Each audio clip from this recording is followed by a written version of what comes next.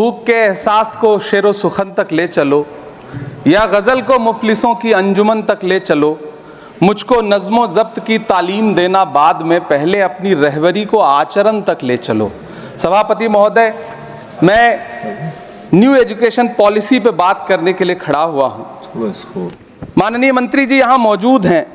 New education policy कहती है कि हमारा जोर टीचर्स ट्रेनिंग पर होना चाहिए, लेकिन जो नेशनल सैंपल सर्वे ऑफिस का आंकड़ा है वो कहता है कि इस देश में सिर्फ 13% टीचर हैं जो ट्रेंड हैं।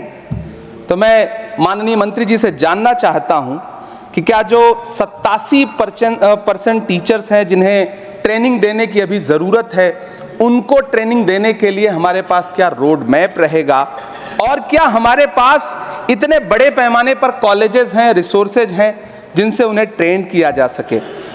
हमारी न्यू एजुकेशन पॉलिसी कहती है कि टेक्नोलॉजी पे जोर दिया जाए, और टेक्नोलॉजी के सहारे पढ़ाई को हमने कोविड के दौरान देखा भी है कि किस तरह से बच्चों को टेक्नोलॉजी के सहारे पढ़ाया गया। लेकिन मैं माननीय मंत्री जी से पूछना चाहता हूं कि जब इस देश में 80 करोड़ लोग 5 किलो राशन पे गुजारा कर रहे हों, तो क्या उन परिवारों तक इंटरनेट, कंप्यूटर, लैपटॉप जैसी सुविधाएं पहुंचाने के लिए कोई रोड मैप है ताकि उनके बच्चों को शिक्षित किया जा सके?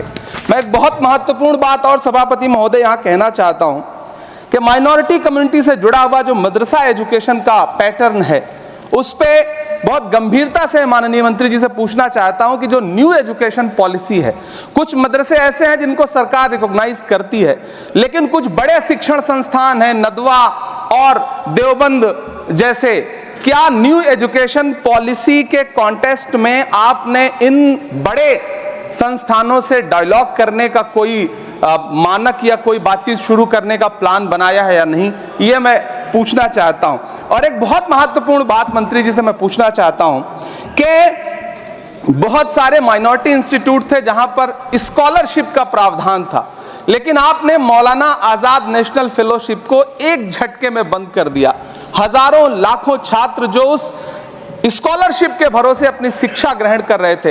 एक तरफ प्रधानमंत्री जी कहते हैं सबका साथ सबका विकास, एक हाथ में कंप्यूटर एक हाथ में कुरान, लेकिन जब स्कॉलरशिप आप बंद कर देते हैं तो गरीब तबके से आने वाला अल्पसंख्यक समुदाय के जो बच्चे हैं, उनकी शिक्षा व्यवस्था को लेकर के, उनकी शिक्षा को आगे बढ़ाने को लेकर के आपके पास क्या प्लान है?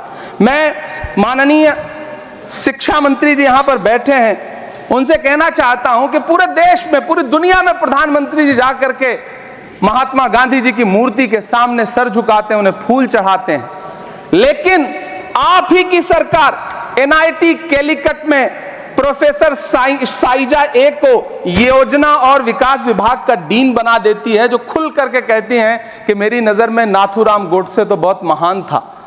तो आपकी नई एजुकेशन पॉलिसी ये है, इस दिशा में जा रही है। मैं आपके महोदय से, सभापति महोदय, ये कहना चाहता हूं कि किस तरह से NCERT की किताबों में सांप्रदायिकता को परोसा जा रहा है। माननीय मंत्री जी, क्या आपके संज्ञान में है कि केंद्रीय हिंदी संस्थान और नीपा जैसे जो संस्थान हैं, उसमें अघोषित तौर पर यह कह दिया गया है कि देवनागरी में लिखते हुए जो नुक्ते लगाए जाते थे, जिनको यह कहा जाता है कि वो उर्दू से आते हैं, उनको अघोषित तौर पर रोक दिया है कि नई छपने वाली किसी भी किताब में नुक्ता नहीं लगाया जाएगा। NCERT की किताबें छापने वाले, लिखने वाले कई लोगों से मेरी व्यक्तिगत बात हुई, उनका यह कहना था कि हमें ऊपर से आदेश है, हालांकि ऐसा कोई लिखित आदेश नहीं है। तो मैं आपसे जानना चाहता हूं कि यह नुक्ता हटा करके आप देवनागरी भाषा को मजबूत कर रहे हैं या उसे कर्कश और कमजोर बना रहे हैं? यह मेरा माननीय मंत्री जी से अनुरोध है और यह मैं उनसे जानना चाहता हूं। सभापति महोदय, PM श्री विद्यालय को लेकर के बहुत बातें हुई। मैं एक चीज कहना चाहता हूं कि गाजीपुर एक जिला है उत्तर प्रदेश में, वहां वीर अब्दुल हमीद विद्यालय है धामूपुर गांव में। पिछले दिनों PM श्री कंपोजिट स्कूल का नाम लेकर के उस स्कूल का नाम बदल दिया गया, उसके सहारे भी सांप्रदायिकता परोसने की कोशिश की गई। जब सोशल मीडिया पे बहुत हंगामा खड़ा हुआ, हम सारे लोगों ने आवाज उठाई, तब फिर से बेसिक शिक्षा अधिकारी ने नाम बदल करके पुनः उसका नाम वीर अब्दुल हमीद, जो परम चक्र विजेता हैं, उनके नाम पे करने का काम किया। ये इस योजना के थ्रू भी सांप्रदायिकता को जो परोसने का काम किया जा रहा है, उसको मंत्री जी के संज्ञान में है यह बात या नहीं, और रोकने के लिए क्या काम करेंगे। एनसीईआरटी की जो किताबें हैं उनसे हिंदू मुस्लिम एकता के जो चैप्टर हटाए जा रहे हैं, महोदय एनसीईआरटी की किताबें बच्चों का ज़हन तैयार करती हैं। आप बेसिक तौर पे एक नया इतिहास पढ़ाने के चक्कर में बच्चों को, छोटे बच्चों को जो गुमराह करके उनको एक झूठा इतिहास पढ़ाने का प्रयास कर रहे हैं, आगे चल के दुनिया में वो बच्चे कहां सस्टेन करेंगे। तो मैं माननीय मंत्री जी से कहना चाहता हूं कि शिक्षा और धर्म को एक दूसरे से अलग रहना चाहिए।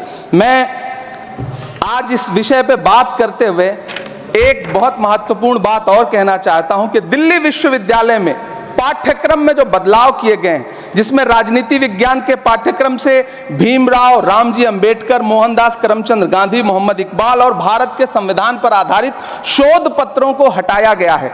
दलित लेखक बामा और सुकीरथ राणा को अंग्रेजी पाठ्यक्रम से हटाया गया है। क्या ये चीजें माननीय मंत्री जी के संज्ञान में है? समय बहुत कम है। मैं इस नई एजुकेशन पॉलिसी पर आदरणीय मंत्री जी से और सरकार से इतना कहना चाहता हूं कि आप बदलाव के नाम पर ये जो नई चीजें लेकर के आ रहे हैं, कैंपस में जिस तरह की गुंडागर्दी है, अभी एक माननीय सदस्य ने बोलते हुए जेएनयू का जिस तरह से जिक्र किया कि जेएनयू में इस तरह के नारे लगे, कुछ नकाबपोश लोग आते हैं, नारे लगाते हैं, चले जाते हैं, पुलिस सालों साल गुजरने के बाद उन नकाबपोश लोगों को ढूंढ नहीं पाती है।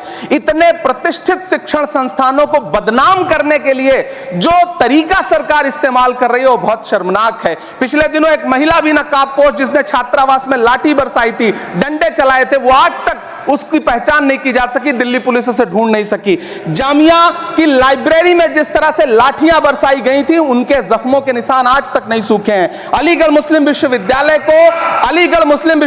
को लेकर के वहां के सांसद जिस तरह की भाषा का इस्तेमाल करते हैं वो बहुत शर्मनाक है। माननीय मंत्री जी और सरकार से मैं आपके माध्यम से पूछना चाहता हूं और यह कहना चाहता हूं, आप बदलाव के नाम पर जो नई चीज लाने की कोशिश कर रहे हैं, महोदय नदियों को साफ मत करिए, उन्हें गंदा मत होने दीजिए, नदियां अपने आप साफ हो जाएंगी। सभापति महोदय, मैं तो कहना चाहता हूं कि जंगल मत उगाइए, बस पेड़ों को काटना बंद कर दीजिए, जंगल अपने आप उग जाएंगे। मैं तो सरकार से कहना चाहता हूं कि शांति स्थापित करने के लिए भाषण मत दीजिए, अशांति फैलाना बंद कर दीजिए, शांति अपने आप स्थापित हो जाएगी। मैं तो कहना चाहता हूं कि प्रेम फैलाने पर लंबे लंबे लेख मत लिखिए, बस नफरत करना बंद कर दीजिए, प्रेम अपने आप फैल जाएगा। ये जो नई एजुकेशन पॉलिसी है, इसमें जिस तरह से गरीब तबके के लोगों को, हाशिए पर मौजूद लोगों को शिक्षा से दूर करने का प्रयास किया जा रहा है, वो बहुत शर्मनाक है।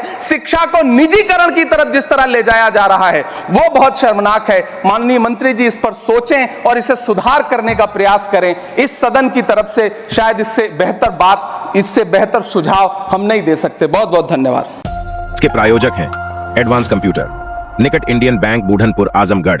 यदि आप अपनी बच्चे को कंप्यूटर की उत्तम शिक्षा देना चाहते हैं तो तुरंत संपर्क करें।